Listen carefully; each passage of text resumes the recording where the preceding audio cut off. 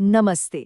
कभी सोचिए कि अगर किसी को एक ऐसे मोड़ पर लाकर खड़ा कर दिया जाए जहां उसका फर्ज उसके अपनों के ही खिलाफ हो। बस इसी संकट से भगवद गीता की शुरुआत होती है। आज हम इसी महान ग्रंथ के शुरुआती हिस्सों को समझने की कोशिश करेंगे और देखेंगे कि कैसे एक योद्धा की उलझन हम सब के लिए जिंदगी के गहरे सच को सामने लाती है। तो चलिए सीधे चलते हैं युद्ध के मैदान में, जहां एक महानायक अर्जुन पूरी तरह से निराश होकर यही सवाल पूछ रहे हैं। सोचिए, उनके सामने कोई अनजान दुश्मन नहीं बल्कि उनका अपना ही परिवार है, और इस जंग के ख्याल से ही उनका दिल बैठा जा रहा है। तो ये है अर्जुन, अपने समय के सबसे महान योद्धाओं में से एक। पर आज वो एक ऐसी दुविधा में फंसे हैं जिसका कोई आसान जवाब नहीं है। ये सिर्फ एक लड़ाई नहीं है, ये उनके लिए कर्तव्य, परिवार और सही गलत के बीच की एक बहुत बड़ी कश्मकश है। जरा उस मंजर की कल्पना कीजिए। वो किसी अजनबी से नहीं लड़ रहे, बल्कि उन्हीं लोगों से जिनसे उन्होंने प्यार करना और जिनका आदर करना सीखा है। उनके गुरु, उनके दादा, उनके भाई, उनके भतीजे, सबके सब एक दूसरे को मारने या मरने के लिए तैयार खड़े हैं। ये सब देखकर अर्जुन अंदर तक हिल जाते हैं। अपने ही लोगों पर हथियार उठाने का ख्याल उनके हौसले को पूरी तरह तोड़ देता है।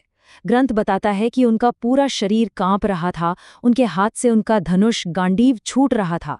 वो एक ऐसे गहरे दर्द में थे जिसे शायद शब्दों में बयां भी नहीं किया जा सकता। और बस उसी पल वो अपना धनुष बाण नीचे रख देते हैं। दुनिया का सबसे बड़ा धनुर्धर युद्ध करने से साफ इनकार कर देता है। उनका सीधा सा तर्क था, ऐसी जीत का क्या फायदा जो अपनों की लाशों पे खड़ी हो। अब यहां से ये कहानी एक बहुत ही गहरा मोड़ लेती है।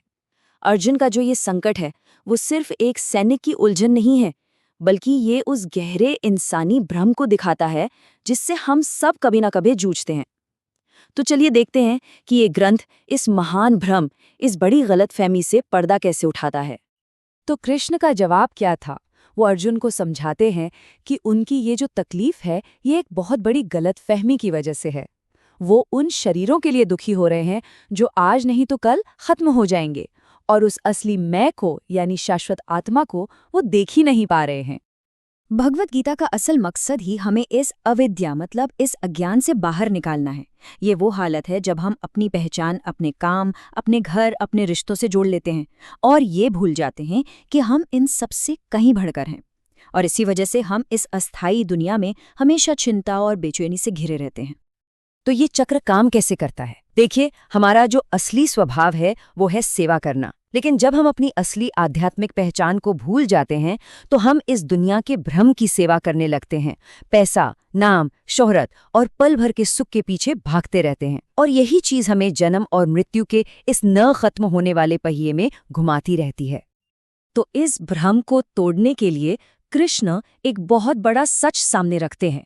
वो अर्जुन का ध्यान इस अस्थायी शरीर से हटाकर उस अविनाशी आत्मा की तरफ ले जाते हैं जो हम असल में हैं। ये बात बहुत दिलचस्प है। कृष्ण समझाते हैं कि आत्मा यानी जो असली हम हैं, उसे न तो कोई बना सकता है और न ही कोई मिटा सकता है। वो शरीर के जन्म और मृत्यु से बिल्कुल परे है। उसे किसी भी हथियार से काटा नहीं जा सकता, आग उसे जला नहीं सकती, पानी उसे गीला नहीं कर सकता। कृष्ण इसे एक बहुत ही आसान से उदाहरण से समझाते हैं। कहते हैं कि जैसे हम पुराने कपड़े उतारकर नए पहन लेते हैं, ठीक उसी तरह आत्मा भी एक शरीर को छोड़कर दूसरा शरीर धारण कर लेती है। ये शरीर तो बस एक गाड़ी की तरह है, या कह लीजिए एक पोशाक की तरह। लेकिन जो असली सार है, आत्मा, वो हमेशा एक जैसी रहती है, कभी नहीं मरती। तो ये जो जन्म और मृत्यु का चक्र है, ये इस भौतिक दुनिया का एक जरूरी हिस्सा है जिसे टाला नहीं जा सकता।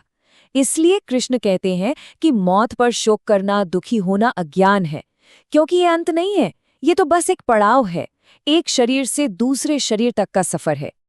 अच्छा, अगर हम शरीर नहीं आत्मा है, तो फिर हमारे कामों का, हमारे एक्शंस का क्या मतलब है?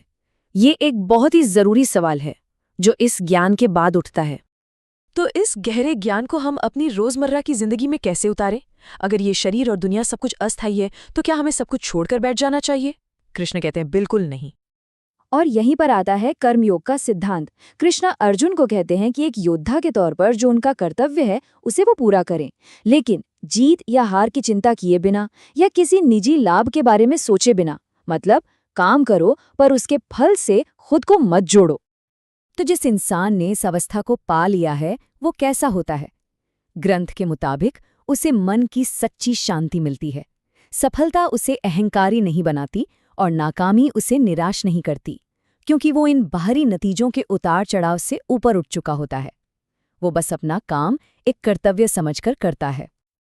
और इसी रास्ते को सच्ची आज़ादी का रास्ता बताया गया है। जब कोई भी इंसान नतीजों से बिना जुड़े काम करता है तो वो कर्म के बंधन से आज़ाद हो जाता है, उसी बंधन से जो उसे इस दुनिया और जन्म मृत्यु के चक्र में बांधे रखता है। तो अब हम आखिरी हिस्से पर आते हैं। ये समझना कि हम आत्मा हैं और बिना किसी लगाव के काम करना, ये तो बस शुरुआत है। अब सवाल ये है कि आखिरी मंजिल क्या है और उस तक पहुंचने में सबसे बड़ी रुकावट क्या है? तो वो सबसे बड़ी रुकावट क्या है? वो है इस भौतिक प्रकृति के साथ हमारा जुड़ाव। गीता के अनुसार ये प्रकृति 3 तरह की शक्तियों या गुणों से बनी है, सत्व, रज और तम। ये तीनों गुण हमारी चेतना पर एक पर्दे की तरह काम करते हैं और हमें इस दुनिया में उलझाए रखते हैं। तो ये 3 गुण हमें फंसाते कैसे हैं? चलिए देखते हैं। सत्वगुण यानी अच्छाई हमें ज्ञान और सुख के एहसास से बांधता है। ये सुनने में अच्छा लगता है पर है ये भी एक बंधन ही। रजोगुण यानी जुनून हमें कभी न खत्म होने वाली इच्छाओं और लालच में फंसाता है। और तमगुण यानी अज्ञान हमें आलस, नींद और भ्रम में डुबो देता है। ग्रंथ के मुताबिक हमारा एक सबसे बड़ा दुश्मन है जो हमारे अंदर ही छिपा है, और वो है काम यानी अनियंत्रित इच्छा। इसे एक ऐसी आग की तरह बताया गया है जो कभी बुझती नहीं और हमारी असली चेतना को धुएं की तरह ढक लेती है। कृष्ण अर्जुन को साफ साफ चेतावनी देते हैं, ये दुश्मन कहीं बाहर नहीं, हमारे अंदर ही बैठा है। ये हमारी इंद्रियों में, हमारे मन में और हमारी बुद्धि में घर बनाकर रहता है और हमारे सही गलत सोचने की ताकत को कमजोर कर देता है। अगर हमें आज़ादी चाहिए तो इस दुश्मन को हराना ही होगा। और यहीं पर भगवद गीता हमें एक बहुत बड़ी चुनौती के साथ छोड़ जाती है। क्या आत्मनियंत्रण, अपने कर्तव्य का पालन और अपने असली आध्यात्मिक स्वरूप को समझकर कोई भी इंसान इच्छा के इस ताकतवर दुश्मन को जीत सकता है? ये एक ऐसा सवाल है जो हजारों साल बाद आज भी उतना ही मायने रखता है और हमें बाहर की लड़ाइयों से ज्यादा अपने अंदर की लड़ाई पर ध्यान देने के लिए कहता है।